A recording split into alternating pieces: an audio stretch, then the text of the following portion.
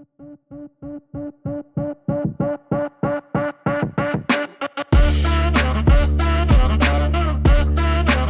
is episode 18 of the Hybrid Coaching Podcast. In this episode, I sit down with Jack Driscoll, who came out for a visit. During our hike, you guys will get to listen in to some of our conversations about coaching and philosophy on training. Jack is a very hybrid athlete. He has run a sub 5-minute mile and done a 500-pound back squat in the same day. Third man to do so. And he's run ultramarathons, Ironman distance triathlons, and much more, as well as compete in hybrid fitness racing. Let's make hybrid fitness work for you. Okay, we're going to record a little podcast with my guest here, Jack Driscoll. What's going on, people? Today, it's going to be while we're driving to a hike. Jack's in town visiting, and so... Yeah, I mean, the mountains here in Utah aren't as nice as the mountains in South Jersey, but we'll make do. Are there mountains in South Jersey? They're like little hills, right? There are no mountains in South Jersey. So looking at the peaks here, we can see we're actually going back into the canyon, and maybe you can't see it right now, but I'll show Jack where, when we go there, you can actually see the city because we'll be on top of one of the mountains that can peek through. We're going to Lake Blanche. I hacked it yesterday, but we're going again today, and it's at Sundial Point. So maybe we'll take a photo or video or say something up there too, and this will be a split up little podcast. For anybody that doesn't know, Mr. Jack here is the hybrid athlete. If you ask who's a hybrid athlete, this is the guy. Jack has done a sub 3-hour marathon. He has done a 5-minute mile or sub 5-minute mile and a 500-pound back squat in the same day. He's ran Ironmans, bodybuilding contests. What else have you done, Jack? Powerlifting, 100-mile ultra, 50-mile ultra. Just, subpar at everything. He's not subpar at everything. He's done fairly well. Obviously strong, obviously fast, and mixed modality and a whole bunch of stuff. Jack also has run, what's your best HYROX time? A 104. So nothing crazy, but I'm going to try to improve that this year, definitely. Where's your first stop? Toronto. First time up north. So that'll be fun, visiting Canada. Great White North. Great White North. And then you also have ran a DecaFit. You ran one recently, didn't you? I did Deca Northeast. Wasn't, that's a tough race for me. It's a little too fast, but I'm trying to improve those things that I'm weak at. I think that's the whole idea of hybrid training, is trying to develop all modalities the best you can, which keeps ththings interesting, keeps training fun, and humbles you for sure. And that's a little bit of what we'll get into today. Is I want to ask you about your programming and coaching for your hybrid stuff. What has been your best DecaFit time? It was a 33 something last week, but I did also run 35 miles overnight in the same day at a toughest Mudder. Wow. Okay, I didn't know that. Yeah, I got on a flight right after and went to toughest Mudder, and our team did 70 miles in 12 hours and took first place, so that was fun. See, that's one of the things that I really like about hybrid is you can jump into basically any sport right now. You can run, you could probably bike and row or go to a triathlon. You're going to do the Hybricon Games. You can go do a HYROX, and you're not going to perform poorly at any of them. It's really kind of the beauty of training in general. It makes you, when you're doing all of these different things, it makes you feel like you're in high school again. You got whatever sport in the fall, whatever sport in the winter, and you're just staying on top of those things. Yep. And just makes it enjoyable. Obviously, doing that and not specializing at something is also kind of almost drives you insane too, because then you're like, oh, maybe I should just focus on one thing. And maybe that will happen for me eventually, but those competitions like Rally and Hybricon, where it does combine all those things, it really well suits me. So maybe if those are more of a prevalent thing in the future, it'll be better suited for me. But So one of the things I like about hybrid in general is, so first off, you're pretty young, right? How old are you? 27. So 27. not so super young. pretty young. But you've developed over a long period of time. So when you specialize, if you're naturally good at something, you can usually get to a high level pretty quick and then take time to develop to that professional level. You are able to raise everything all at the same time with consistent, just basically consistency across all of your sports.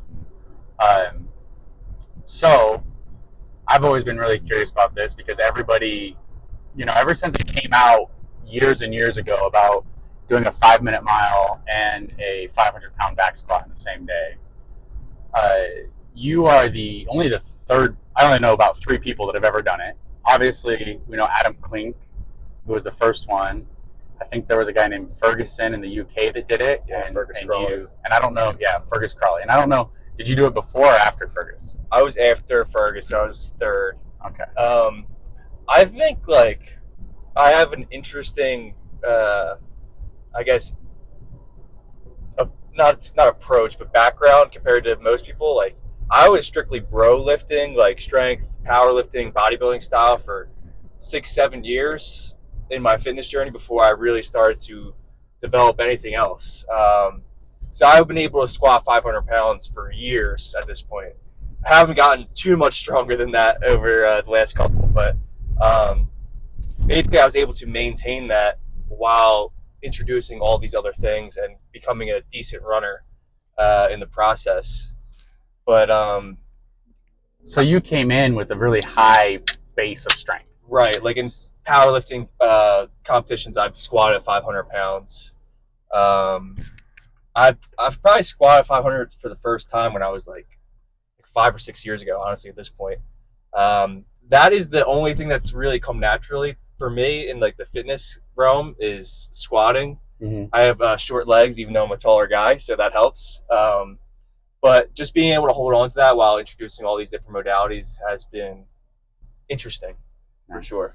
So, actually, there's a lot I want to unpack right there. So start us off your background, where you started at. You could say high school, middle school, whenever you started your fitness journey, wherever you would call that, right up to the point where you decided, okay, I'm going to go after this 500-pound back squat and 5-minute mile in the same day, because I want to know where your journey was before then, and then once you knew about that challenge, where you started approaching that challenge from. Yeah, for sure. So when I was 16, I like a lot of guys, we train for sports and to try to impress girls. So it was just basically like football style weight room, a lot of powerlifting style training. But then I tore my ACL when I was a junior in high school. So within my first year of training, I tore my ACL and was in a recovery process for, a few months. And basically I was in the weight room by myself at that point. Everybody else was, playing sports, and I was able to kind of develop this grind mindset of just living in the weight room. And so you tore your ACL at 17 years old? 16, yeah. 16 years old? Yeah, so football and basketball were my main sports. So I did it in football my junior year before I turned 17. And that whole year-long process of recovery, I just lived in the weight room and kind of developed a passion for it, of just strength training and trying to, develop as much as possible in that realm. By the time I was recovered, I was still like enjoying playing sports, but it was like my mindset has shifted before, like between training for sports versus training is like my main thing. Uh-huh. And was able to continue that through the next couple of years. I actually tore my ACL again when I was 19 in college. So again, kind of focused that, just like training is kind of what I want to do and just focus on fitness and stuff like that. It wasn't until I got hired at the Firehouse when I was 22. I was like, I need to get a little bit more functional. I need to get a little bit more in shape cardiovascularly, like show muscles and being strong.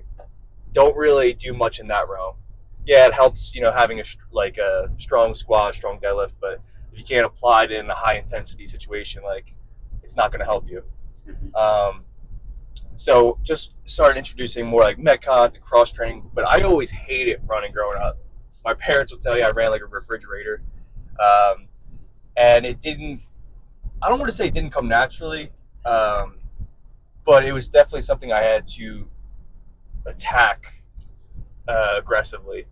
But I didn't bite off more than I could chew at first. 5-10 miles a week, and over the next couple of years, I was able to build on that and do a lot of cross training to build my endurance up. So probably 2 years ago at this point, I really got into developing into running. I decided I was going to run an Ironman within a year's time frame. So last June is when I ran the Ironman. But along the way, I had a bunch of different checklist things that I wanted to do, like run a sub 3-hour marathon along the way, and do a sub 18-minute 5K, do blah, blah, blah, blah, blah. Because I felt like those were good checkpoints to kind of get me along that journey to do the Ironman. And along the sub 3 marathon prep, I noticed I was still holding on to my strength really well, still doing like 2 heavy leg days per week. And I saw that the sub 500-pound squat challenge was a big thing. And I was like, I can still squat 500. And I can run a decent 5K at this point. I wonder what I could do as far as a mile time trial. So I did like a 5:15 without like putting any thought into it. And I was like, all right, I can do this. And ended up doing a little peak for it, and hit it a couple weeks later, honestly. Really? Okay, Yeah. so your training for this is basically you've been really strong and you were doing marathon prep when you heard about the 5-minute and 500-pound. And so it did take a little bit of extra speed work. Now, how did you make your training itself look those days leading up? Because you program and coach for yourself, right? Right. For everything I've done. Yep. So, but for better or for worse, it's like I'm my own test subject for things. And I feel like because I do so many different things, it's usually the best way. Obviously, if I wanted to do one thing specifically or 2 things specifically, having someone who's been there, done that, or helped other people do that would probably be the best course of action. But because I'm still trying to do multiple things at once, I feel like my best bet is with myself. But I am a huge, I just love track workouts. I can be on the track for every run workout I do, because it kind of is like, it's a lot less like running and more like a CrossFit or a heavy weight training session. Go hard for a minute, rest for a minute or 2 minutes, and do it again. So it was easy for me to fall in love with that versus, the 1 hour, 2 hour long runs and stuff like that. Nice. So, okay, leading up to the 5-minute mile 500-pound back squat, because that's a big accomplishment, but there's a lot of other things you've done, and I'd love to get into each one of them. But yeah, let's say the 5 and 5. What did a normal week of training look like? What did you have to add in or take out in order to accomplish that? So at that point, I was comfortable with maintaining my strength with 1 heavy lower body day per week instead of 2, and being able to really dial in the speed sessions. So 2 speed sessions for me is always that's where I found the most success. 1 track workout where I alternate between 400s, 800s, and 1Ks, like week to week basis. Always like 1 minute rest. And I don't know if this is a factual thing, but I actually was watching one of Fergus's videos, and he said basically if you could do 8 400s at sub 5-minute pace with 1 minute rest, that you'd be pretty on point for doing the sub 5. And I was like, I can do that. So that was one of my last important track sessions I did. I ended up doing 16 4x with 1 minute rest, and they were all sub 5 pace. I was able to hold on to that, and I felt comfortable. Sounds like the Yasso 800s test, where if you can run your marathon pace or something like that. Right, same idea. I've seen that one too. Okay, do you ever approach right now? So if anybody doesn't know, the reason you were in town was for a marathon, and we'll get into that. And in just a minute too. Yeah. But your marathon, how do you approach your marathon training? Do you do lots of track workouts for it? Do you do a lot of slow, steady stuff, or do you Yes. ever do threshold? Yeah. So what I like to do, what changes for me as depending on what I'm training for. If it's a marathon, there's still the track workout each week, but my long run has integrated, tempo work. I feel like you need to be comfortable running those goal marathon paces or faster, miles 10 through 15 of your long run in training, right? So like a 2 mile warm up, 3 miles at goal marathon pace, 1 mile easy, 3 miles at goal marathon pace, yada yada yada. Still keeping those track workouts in no matter what to try and push that speed a bit. Mm-hmm. And then if I'm training for like a HYROX or a Deca or something like that, instead of doing the long run with tempo work, it'll be more like a high intensity station run metcon going back and forth. Okay, so do you have? It sounds like then a lot of tempo work. Yes. When you, because right now you're about to start looking for HYROX training, right? Or Right. you're going to be doing HYROX training. Do you usually? Sorry, one second. Do you usually do your tempo and your threshold and back off the amount of strength work you do when you do your HYROX or fitness event training?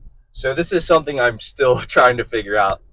I have been like maintaining most of my strength work until, like 2 weeks out, and that's clearly not the recipe for success. I'm still working out the kinks for that because I enjoy doing HYROX, and obviously I want to do well, but it's usually on the way to doing something else. Like I have the Hybricon for 3 weeks after Toronto, so it's like can't let those strength numbers go down before then. So it's like trying to figure out the best way to try and hold on to both, which is tough. Have you ever pushed your mileage up to a point where you've noticed a significant decrease in your strength unless you maintain it? Or has it always been able to stick around pretty well? 100-mile ultra prep, it definitely, everything fell apart. Like I just felt like I was better at running long distances, but I was less fit, less strong. I probably felt that once I got above 65. Above 65 miles a week? Yeah, but like I'd probably feel the difference compounding if it was above 55 for more than a few weeks. I feel like 40 to 55 is the sweet spot. I feel like most people kind of fall in line with that. Yeah. So just thinking about it, your ability at HYROX, because your strength is so high, let's make sure that's still plugged in. Because your strength is so high, you could probably sacrifice a lot of your strength to improve your HYROX time. Agreed. So it depends on what you're willing to do and where you're willing to work at. What is your normal split in terms of time-wise? You could say mileage too if you want. If you're training for a HYROX or a hybrid event,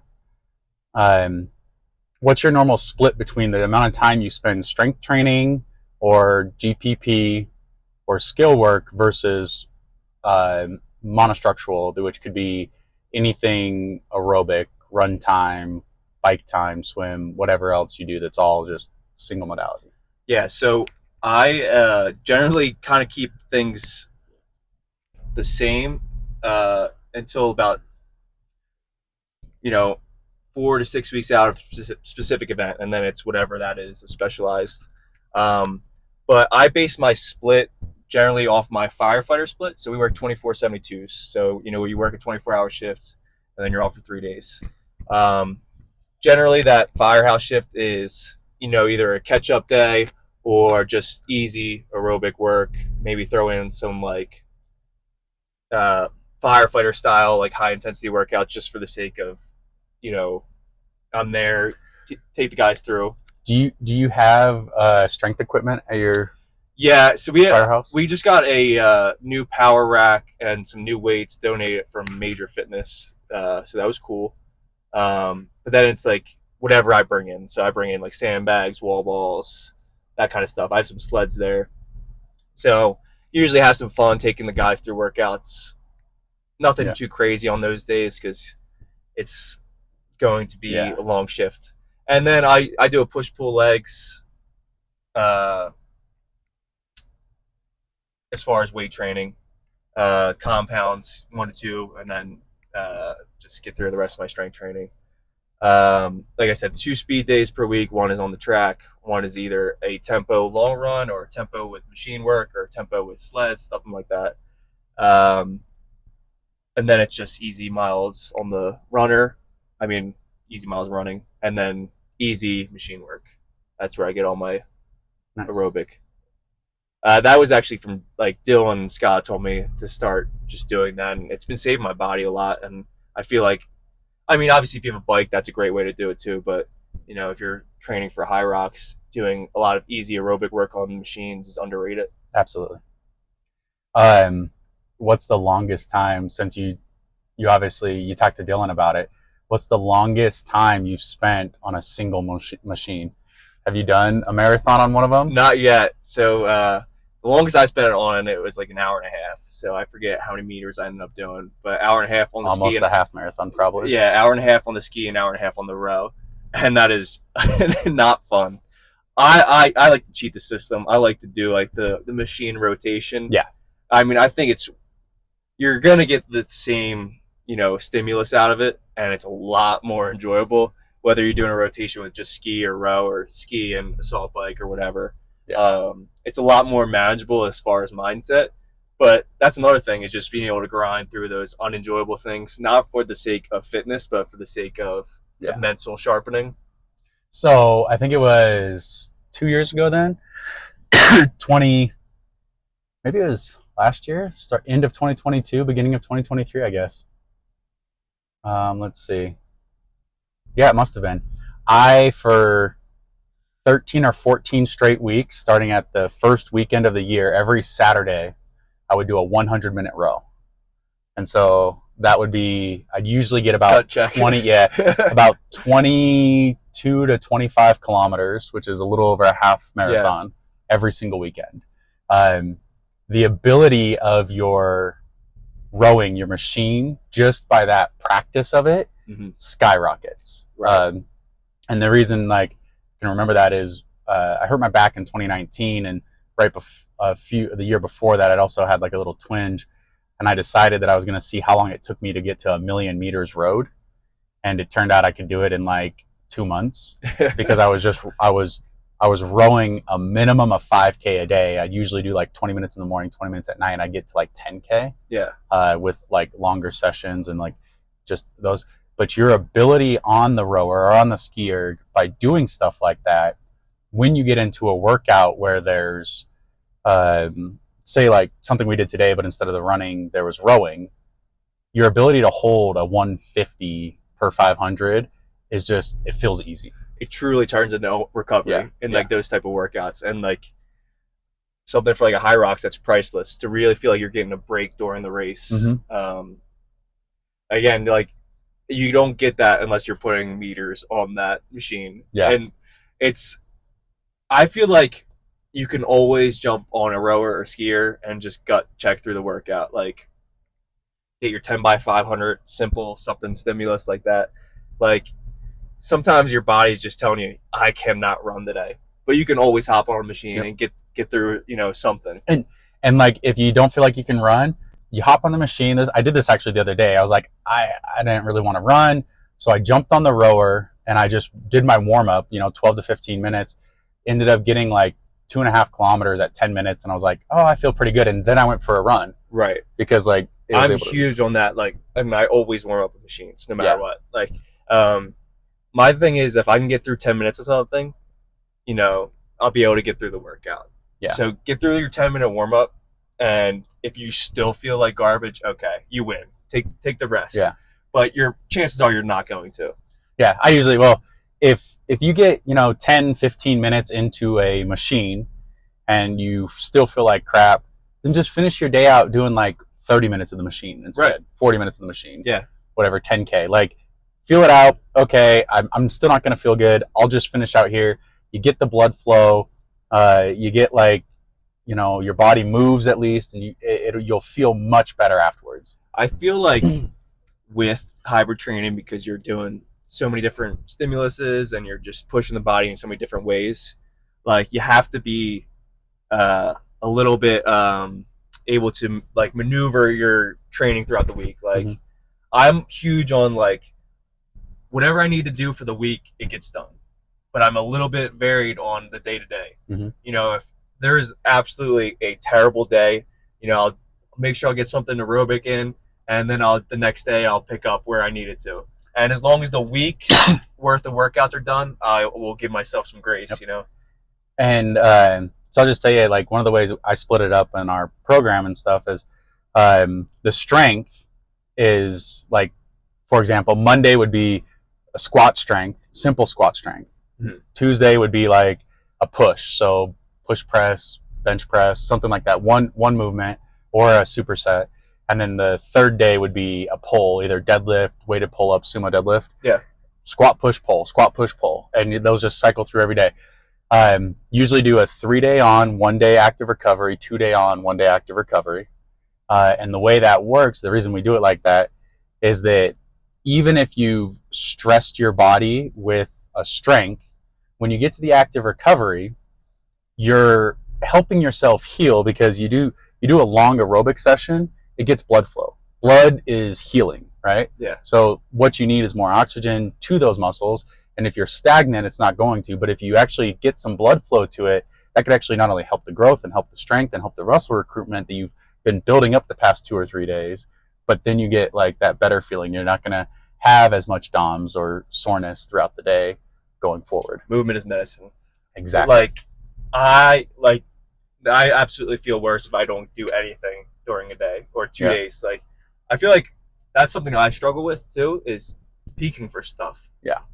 And that's, part of it's because of how I train, like trying to do too much probably.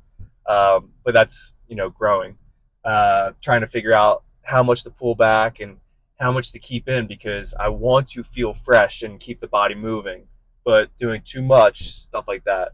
Yeah. Okay. Well, I'm going to stop this one here. We're going to start our hike, and we'll probably get 1 or 2 more of these, and I'll splice them all together to make the podcast. If you guys are listening, you can watch it. There is the video uploaded on Spotify, or you can watch it on the YouTube channel, and we'll be back. Sweet. All right. It's been seconds for you guys, but it's been about an hour and a half or more for us. We hiked up, gained about 2,800 feet of elevation, 2,600 feet of elevation, over 3.5 miles. We're at this beautiful lake now. I don't know if you can see it if you're listening on the podcast, but if you're on YouTube or watching the video, we're at a place called Lake Blanche, and that is Sundial Point right there. It is quite the view. And Jack says it's quite the view. All right, so I just want to get into, Jack, why are you in Utah? I am in Utah to hang out with you. Yeah. A couple weeks ago, so my sub 3 marathon was at 2:58, and based off last year, I was like, I think the cutoff was 2:55-ish or something like that. They changed the standard for getting into Boston.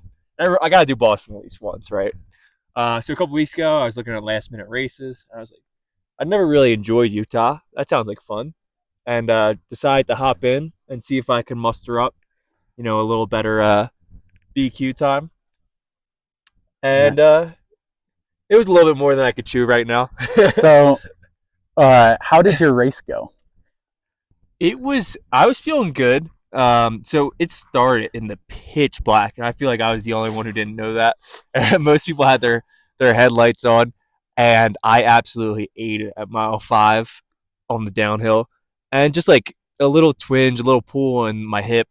At that point, I was running like 6:25s pretty comfortably, and I was trying to go for like sub 250-ish. I felt like I had the fitness for it. Maybe it was a little bit overzealous based off, I didn't really peak. I didn't really deload at all. I did a Deca Fit and did 35 miles at a Toughest Mudder overnight last week. But the cutoff for Boston is next weekend, so I wanted to give it a try anyway. explore. Yep. And mile 5, so I pulled my hip a little bit, and I was like, all right, I'm going to ride this out to at least a half marathon point and see if I can, salvage this and muster it up. I crossed at the half at like maybe like 128, 129, and I was like, there's no way I'm going to be able to go faster on the back half. So decided to be smart for probably the first time in my life and just be like, all right, I'm going to call it here and just enjoy the scenery. Nice. So you called it at the half.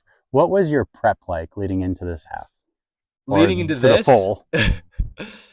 So I came off rally like 4 weeks ago. So that was, 3-day competition where it was a bunch of different modalities of fitness. Mm-hmm. And, took a little bit of a deload the week after that, and then just decided I signed up for DECA last minute, and I just signed up for that Toughest Mudder last minute. So this past month has been a little bit all over the place training-wise, just kind of having fun with things, which I feel like people lose sight of sometimes, Mm-hmm. is making fitness fun and having just jumping into things. Yep. Because it may not always be the most efficient as far as fitness building, but more of the mental side of things, just sharpening that side of competing and racing in general. And no regrets. I had fun at all of these different things, saw some beautiful things, but it was asking a little too much of my body probably in general, even without that little fall I took. But you never know until you send it. That's right. So one of the things I talk about, that we talk about on the podcast a little bit, is general fitness, being generally fit and almost ready for anything at any time, but then getting specific within a couple of weeks. So did you even do a long run? I guess you did Tough Mudder 35 miles before preparing for the marathon, but you were able to do that because the way you train, you're able to jump into these longer events or the shorter events at any time. Yeah. So we talked about this on the way up, basically, kind of like what we could do tomorrow if we wanted to. And we were both like, a 50K, 50 mile, Mm-hmm. A decent marathon time, and we could race a half marathon at any time and below. Yep. And that's kind of what we were talking about, was just like, that's always there. Yep. Yeah, obviously a couple weeks more of sharpening that specific thing is going to do you favors. But with this idea and approach to fitness that we have, and we talked a lot about it on the way up, basically, like, if you give yourself 4 to 6 weeks to really sharpen for a specific event, you're gonna be pretty well off based off how much you've been building and how much all like volume stuff you've already put into this grander like approach to fitness. Okay. And so let's just talk about what you did this weekend then. So yesterday you had your marathon, you went 4, obviously you just told us you fell at mile 5, but you still made it a half. You pulled out, you did the smart thing. And then today you went to the gym with Lauren and I. What did we do there? We did a nice tough Metcon with 6 rounds, 400-meter run, 5 clean and jerks at 185, 10 burpee box jump overs, and 30 wall balls. And we put the pedal to the metal in that one and had some fun.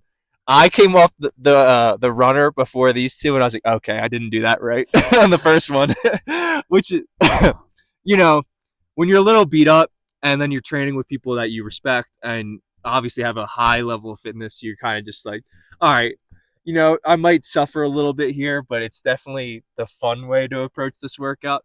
And I settled in and kind of found my groove based on what my body had in the tank. But it was a nice little slap in the face on a Sunday morning. It was a very fun workout. It was fun. I remember, so at the beginning of it, I thought, actually, I was like, I wonder how Jack's feeling on his run. And so we were in the first run, and we're on assault runners, so we weren't running outside. Yeah. And so I couldn't tell how far ahead or how fast he was actually going. Jack came off the assault runner about 50 meters ahead of me and Lauren. And just anybody that doesn't know, kind of in my head, I was like, uh-oh. Bold. He's in trouble.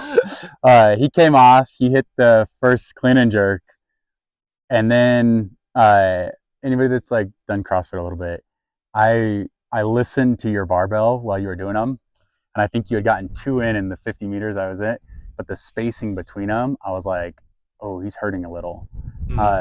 because you weren't doing like power clean and jerk, let it drop as soon as it touches the ground, like go for the next one type singles. You were doing single, single, Yeah. and So two things through my head. I was like, all right, I came off too hot on that runner, so pace myself a little bit here.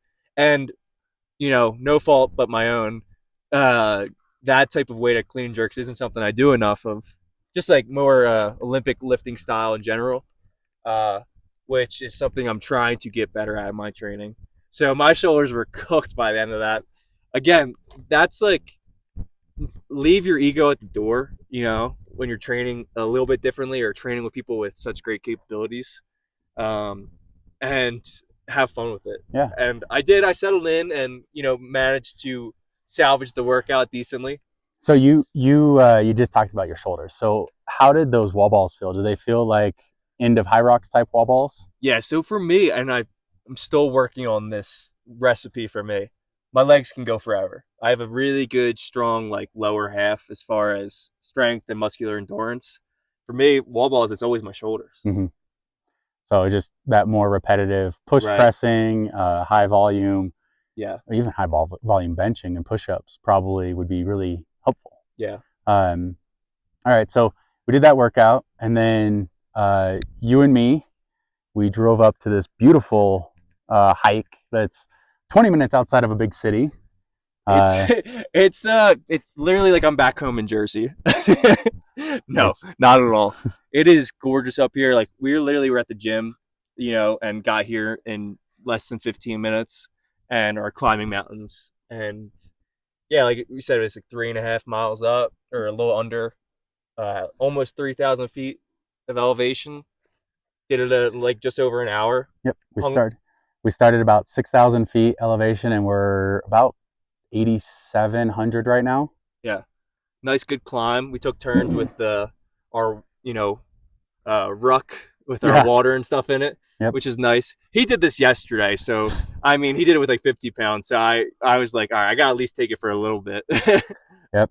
Once I handed the ruck off to him, I was able to mountain goat it up a little bit and keep a good pace. We actually made it up here in over an hour faster than I did it yesterday. Yesterday I was carrying Lily on my back, and the whole backpack was about 50 pounds. Definitely makes it a little bit easier. It was a little challenging yesterday, and today it feels really good. Yeah. This is I love my two favorite things, fitness and seeing different places. So combining it for stuff like this is obviously the best. Yeah. Like anytime sometimes I just pick things on the calendar and I'm like, all right, I'm going to go there for this and then enjoy what that area has to offer. And this has not disappointed. That's great. I'm glad you like it. We are going to head back down and take Jack to the airport. So maybe we'll get a little bit more on this podcast on the drive back to the airport. Sounds good. All right. Part 3. Back again. We went up, short intermission there. We talked on the car on the way to the mountain from the gym. Then we went up the mountain, talked at the lake. We just came down the mountain. Now we're driving Jack to the airport so he can fly home. Sad face. But now we're on part 3. What I want to get into in this part, Jack, is a little bit just your training style. You obviously started at a high strength and then worked into fitness and running, like you talked about. If you found an athlete, say that they're pretty average, say they have we'll go conservative here, 300-pound squat and a 6-minute mile, and they want to do a 500-pound squat and a 5-minute mile, where do you start them? So I feel like when you're really trying to push the envelope on improving something, the idea is easiest to focus on one modality and try and maintain the other thing while you're building up that one. So for different people, it looks like different things. For someone who's trying to improve as a runner but is a decent strength athlete, they might only need 3 quality strength sessions per week and just to maintain that. And then it would be more about staggering those heavy compound movements from those really important, efficient running days. What and that's kind of how people respond. Like, I know I like to do a tempo workout actually in the morning of a higher strength focused leg workout, because then I have all of those days following to again attack my running as a priority and maintain those strength things. So I feel like when you're as a coach, you attract people that are interested in doing the things you do, for better or for worse. If someone like me, where I have a well diversified portfolio of fitness, so people want to do things like that. So a lot of times you are training almost everything at the same time, but almost always something has to take priority, or one or two things need to be at the front or at the top of the totem pole, and then the other things you're just trying your best to maintain. Yep. So somebody looking for a 5-minute mile, 500-pound back squat, I think one of the best things they can do is talk to somebody that's already done it. There's only 3 people in the world that I know of that have done it, and you're one of them. So if anybody wants to reach out about something like that, that's a great idea. Now, if you go into more, instead of just talking about hybrid athletes, because you and I discussed, I think this was off air here, you and I discussed hybrid athletes and how nobody should be gatekeeping the term hybrid athlete. It's, sports, strength and conditioning. It's everything for everyone, and you can do 2 modalities that are diametrically opposed, and that is a hybrid athlete. Or you can participate in these hybrid fitness racing sports. Absolutely. And so if you're looking for somebody to coach you in hybrid fitness racing, Jack, you're about to go do some hybrid fitness racing in Toronto. Did we already talk about that on here? I don't know if we did. Somebody glanced over it. Okay. So your plan going into Toronto, is there anything about your training that you were doing from this point that you are going to switch over into? So have you been doing sleds? Are you about to do sleds? Is your volume of running going to go up? Is it going to stay the same? More aerobic, more speed? Like what is your training going to morph into over these next 5 weeks before Toronto? Yeah. So to a certain extent, HYROX is about just building fitness, right? But at the end of the day, when you're close to race, 5, 6, some people need more time, some people need less time. You need to sharpen the tools of the race. So I don't use sleds often. It's just not something that I have in my personal training studio. I have to venture out. I don't like leaving my little bungalow. But obviously that's something I'm going to have to prioritize for the next couple of weeks. That is something JK and I relate very much to. Him and I have had conversations about how we are both homebodies. I like nothing more than to just be at home, get my fitness in at home, and have my little dome area that is I'm comfortable in. I can superset anything I want without any interruptions, or do any sort of metcon with any movements I feel necessary, and don't have to worry about somebody stealing my machines. Yes. But I need, my running is in a really good spot if we're talking about just running, but that's not what HYROX is. People talk about compromised running, and like we were talking about earlier on, that second run, guess what? You're compromised running. And over the next few weeks, I will be definitely attacking tempo work mixed in with sleds, mixed in with machines, and really trying to get those legs to a point where they can manage a quality HYROX race time. Get your shoulders there. Yes, we were talking about earlier, because I think we discussed the workout we did. My legs don't give out on wall balls. My shoulders do. And that's something I need to work on with muscular endurance side of things. When it comes to muscular endurance, I feel like I'm pretty pretty established on most of my muscle groups. I've done enough volume over the years, but my shoulders are definitely where I lack. And wall balls can make or break a race. That last thing you're doing. I like what you just said there too, because when you run in a HYROX or a DecaFit, everything you do is compromised. You talked about the second run being compromised, but really, you can talk about compromise. You can say it's fatigue. It's the ski erg is not optimal. It's the first station you do. You've already ran a hard run. The only thing that you're doing in that race that is not a compromised run or a compromised station is the first run.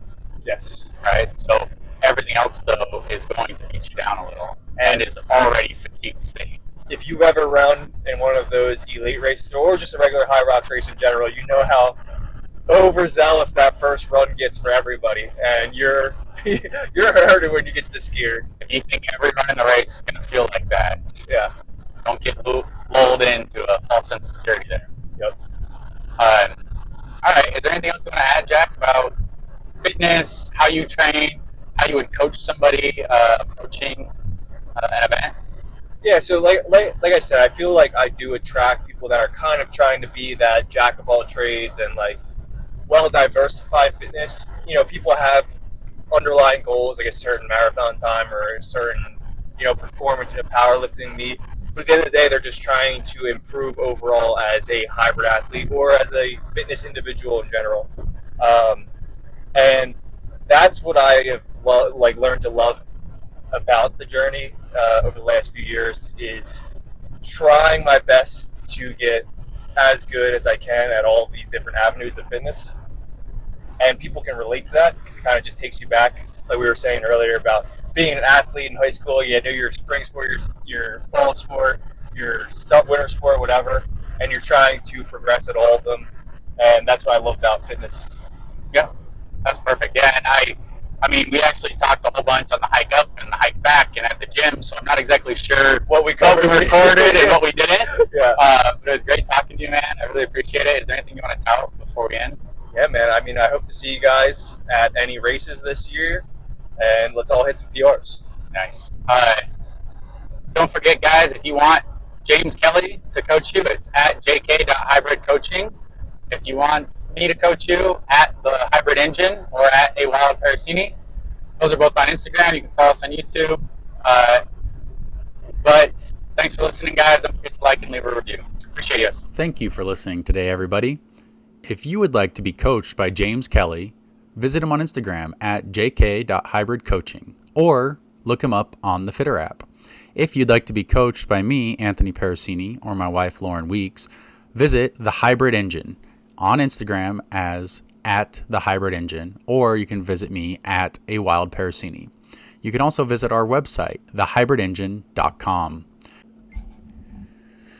Additionally, you can find James Kelly as James Kelly and Georgie Vesley on YouTube, or you can find the Hybrid Engine on YouTube, or this podcast is available in video form also on YouTube as the Hybrid Coaching Podcast. Thank you again for listening, and we hope that you'll tune in next week for the next episode of the Hybrid Coaching Podcast.